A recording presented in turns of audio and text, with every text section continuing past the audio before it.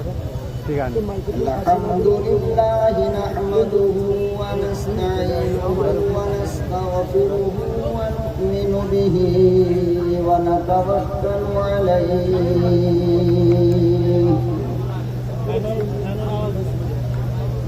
ونعوذ بالله من شرور أنفسنا ومن سيئات أعمالنا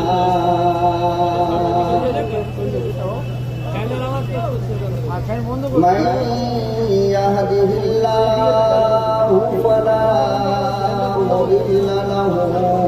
ومن يضلله فلا هادي له ونشهد أن لا إله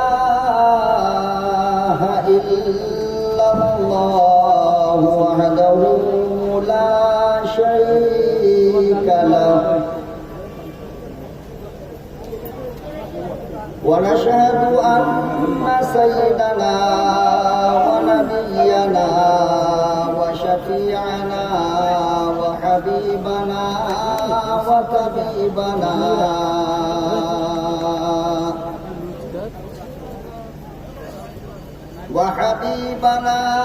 وطبيبنا ومولانا محمدا عبده ورسوله أرسله بالحق بشيرا ونذيرا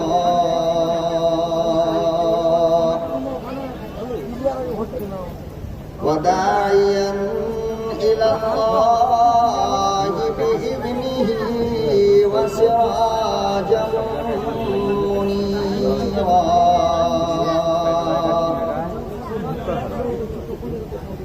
أما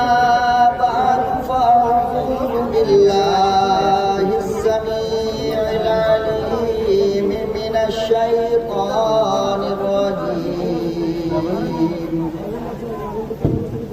بسم الله الرحمن الرحيم إن هذا القرآن يهدي للتي هي أقوم وقال الله تبارك وتعالى في موضع آخر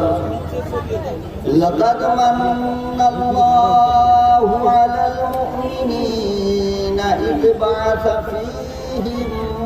رسولا صدق الله مولانا العلي العظيم وبلغنا رسوله النبي الكريم ونحن على ذلك لمن الشاهدين والشاكرين والحمد لله رب العالمين اللهم صل على محمد وعلى آل محمد كما صليت على إبراهيم وعلى آل إبراهيم وعلى آل إبراهيم إنك حميد مجيد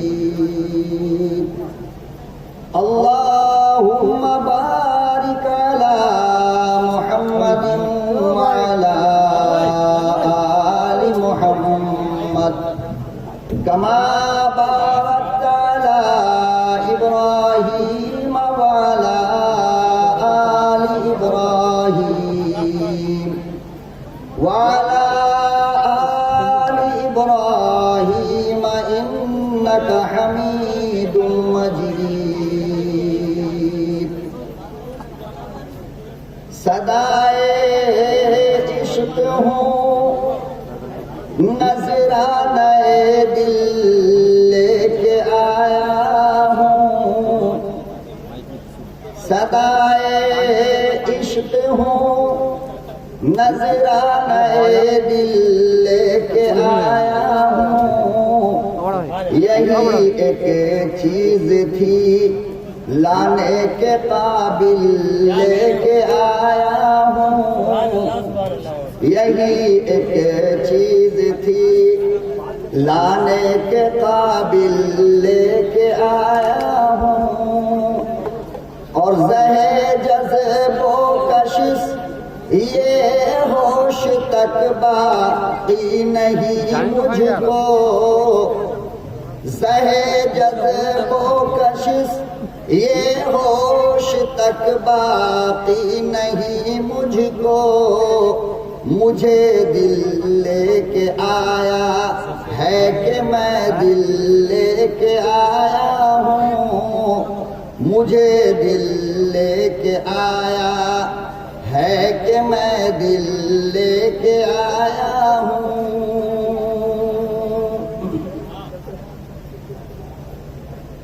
نہایت ہی قابل قدر حضرات علماء کرام، ملک و ملت کے پیارے غیور نوجوانوں، میرے عزیز بچوں، پردہ نشین میری لاڈلی ماں اور بہنوں، میں اپنی عادت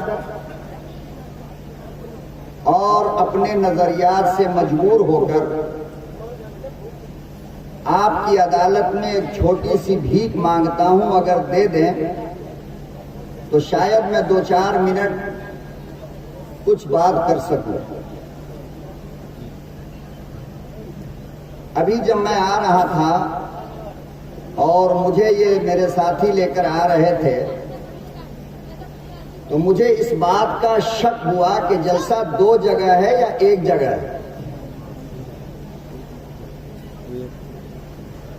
چونکہ اس پنڈال سے پہلے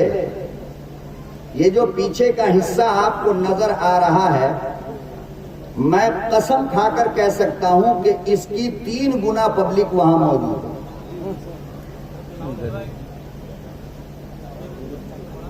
تو مجھے شک ہوا اور میں یہ سوچنے لگا یہیں اتر جاؤں، شاید جلسہ یہیں ہو رہا ہوگا۔ گاڑی والے نے آگے بڑھایا اور جہاں پر جلسہ ہے جب وہاں آیا تو دیکھ کر افسوس ہو رہا تھا کہ یہاں کا منظر بالکل قبرستان کا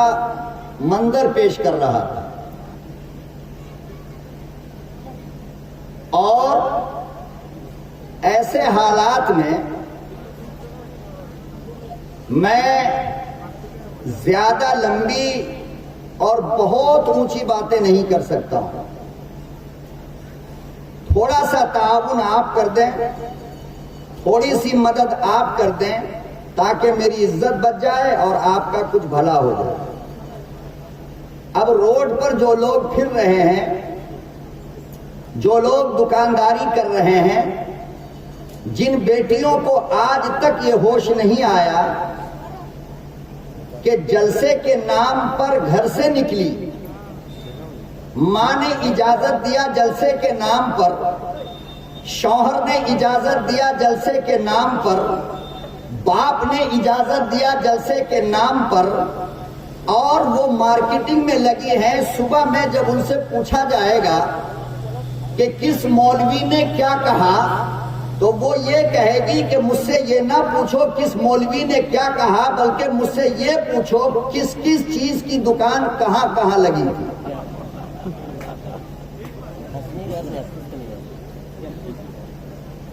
غیرت مند مسلمانوں، ہنسنے کی نہیں رونے کی بات ہے۔ ہم اپنی ہر بربادی کا ذمہ غیروں پہ لگا دیتے ہیں۔ غیر نے یہ کیا، غیر نے ہمیں مارا، غیر یہ کہہ رہا ہے کہ اذان بند کرو، لاؤڈ اسپیکر کا استعمال نہیں ہوگا۔ آپ کو شرم آنی چاہیے کہ جس اذان کو سن کر ان کے کان ڈسٹرب ہو رہے ہیں، آپ کا 55 سے 55 ہو گیا، وہ فجر کی اذان آپ نے سنی ہی نہیں۔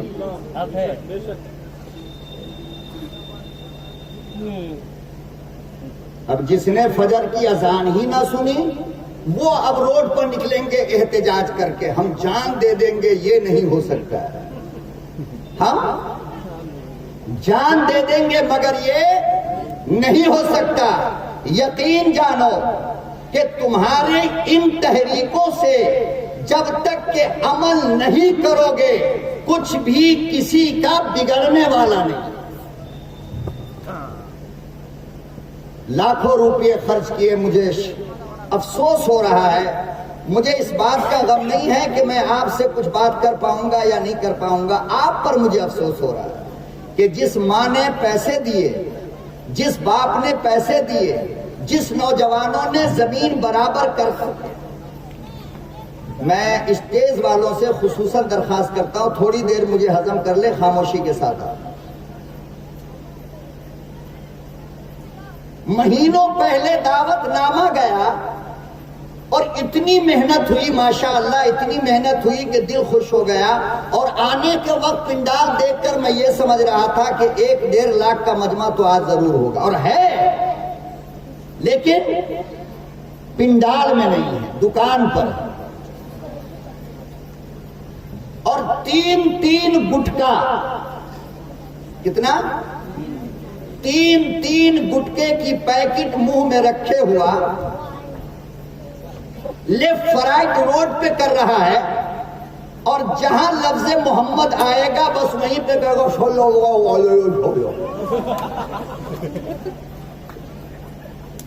اللہ تعالیٰ صبح ہونے سے پہلے اس کے منہ میں لکوا مار دیتا تو بہتر ہے۔ کیوں؟ میں یہ کیوں کہہ رہا ہوں؟ جگر میں درد ہو رہا ہے، دل رو رہا ہے، اس لیے میں یہ جملہ کہہ رہا ہوں۔